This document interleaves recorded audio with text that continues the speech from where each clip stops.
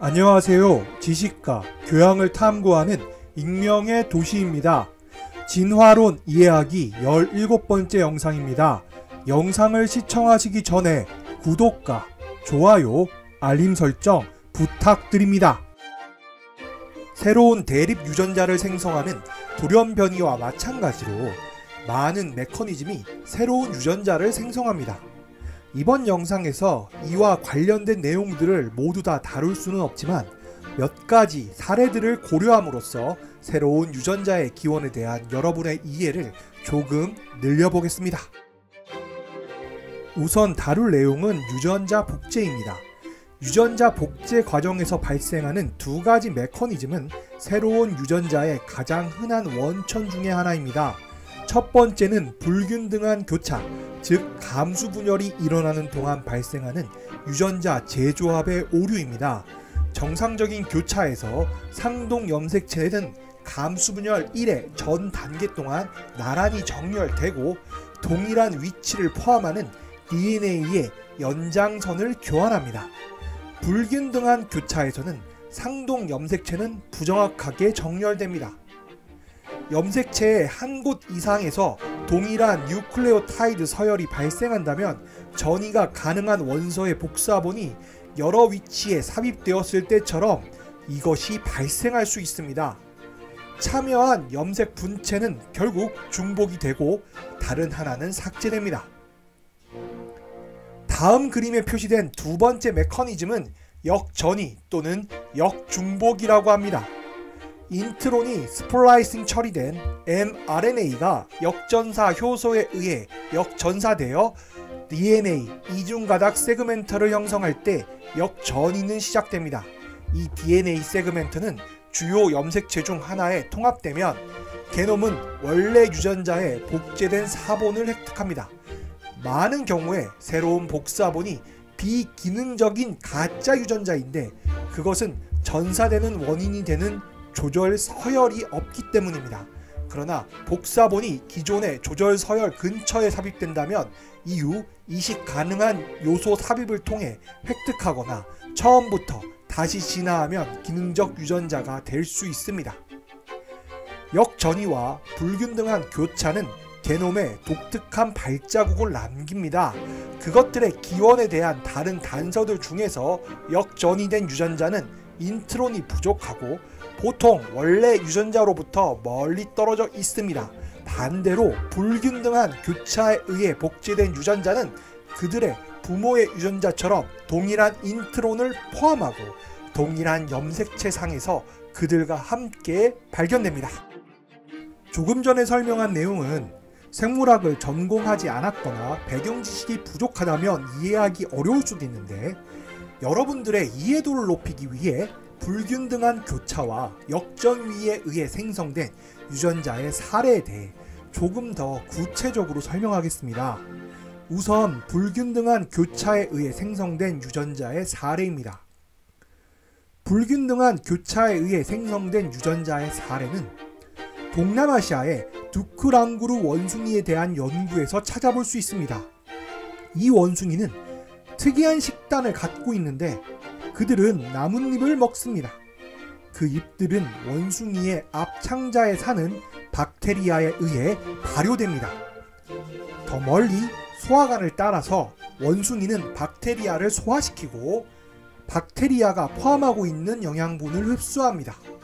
식사와 소화 방식이 유사한 반추동물과 마찬가지로 이 원숭이는 앞창자에 상대적으로 높은 농도의 RNASE1을 유지합니다. RNASE1은 췌장에 의하여 만들어진 RNA를 분해하는 효소입니다. 이 효소는 원숭이 자신의 신진대사에 의해 RNA의 질소를 분리하여 재활용시킵니다. 연구진들은 두크랑구르 원숭이와 다른 영장류에서 RNASE1의 유전자를 조사했습니다. 대부분의 영장류는 RNASE1을 암호화하는 하나의 위치를 갖고 있지만 두크랑구르 원숭이는 두 개의 위치를 갖고 있습니다. 연구자들은 두 번째 유전자를 RNASE1B라고 명명했습니다. 이 그림은 뉴클레오티드 서열 자료를 기반으로 15종의 영장류의 단일의 RNA-SE1 유전자와 두크랑그루 원숭이의 2개의 RNA-SE1 유전자에 대한 개통수를 보여줍니다. 두크랑그루 원숭이의 유전자들은 서로 가장 가까운 친척입니다.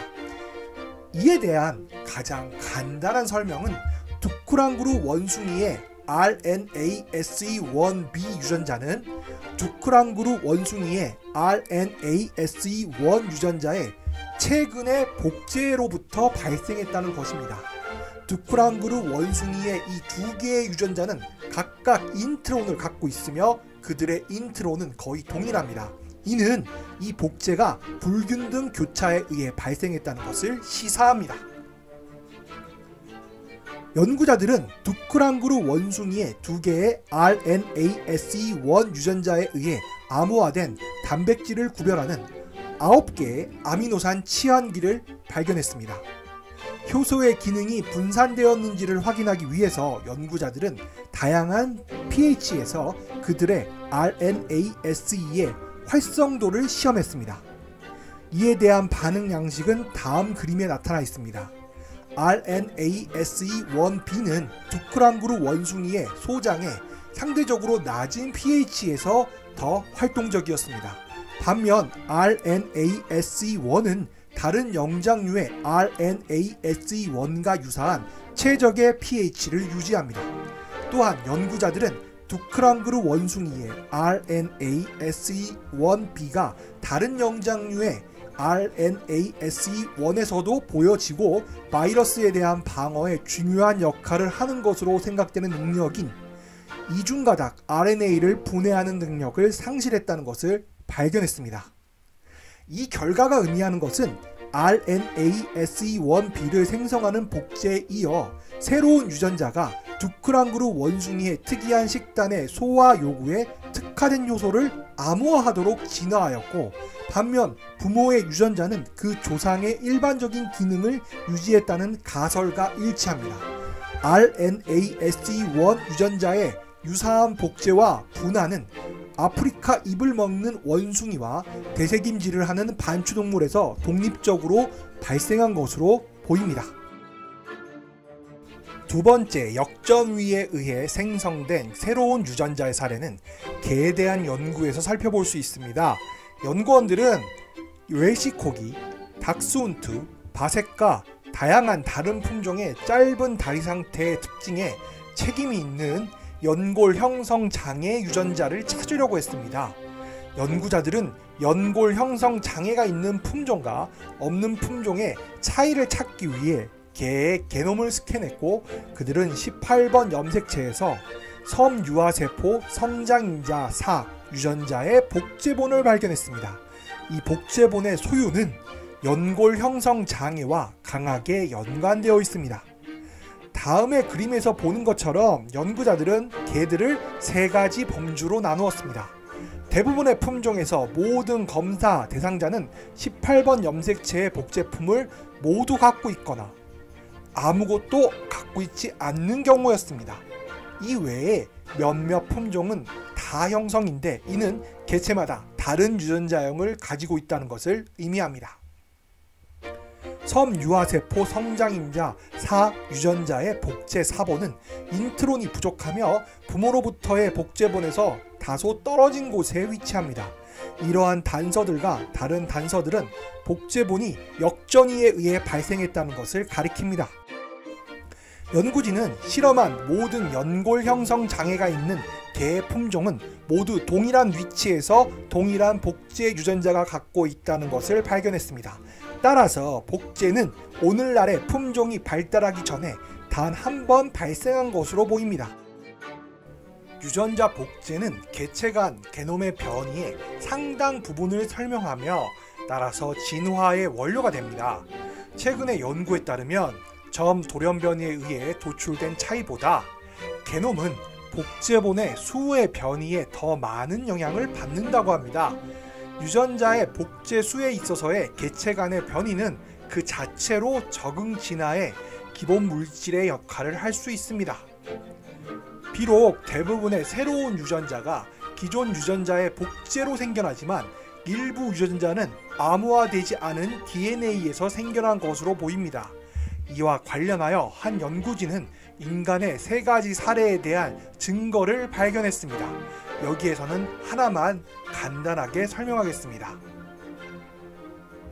C22ORF45라는 유전자는 인간에게 고유한 기능이 알려져 있지 않은 유전자입니다. 이 유전자는 다양한 조직에서 전사되며 mRNA는 단백질로 번역되는 것으로 알려져 있습니다. 비록 이 유전자가 인간에게 고유하지만 유사한 뉴클레오티드 배열은 침팬지, 고릴라, 오랑우탄, 긴팔 원숭이에서 상동 위치에서 발생합니다. 모든 비인간 영장류에서의 서열은 암호화된 단백질을 실질적으로 변화시키는 요소를 포함하고 있으며 이는 전사되고 번역된 서열입니다. 조기정지 코도는 인간이 아닌 5종 모두에 의해 공유됩니다.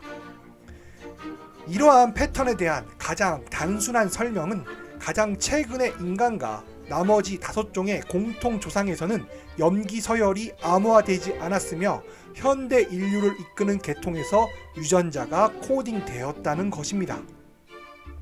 새로운 대립 유전자와 새로운 유전자를 만드는 돌연변이에 대해 논의한 후 이제 염색체의 많은 부분이나 심지어 전체 게놈을 변화시키는 돌연변이로 눈을 돌릴 차례입니다.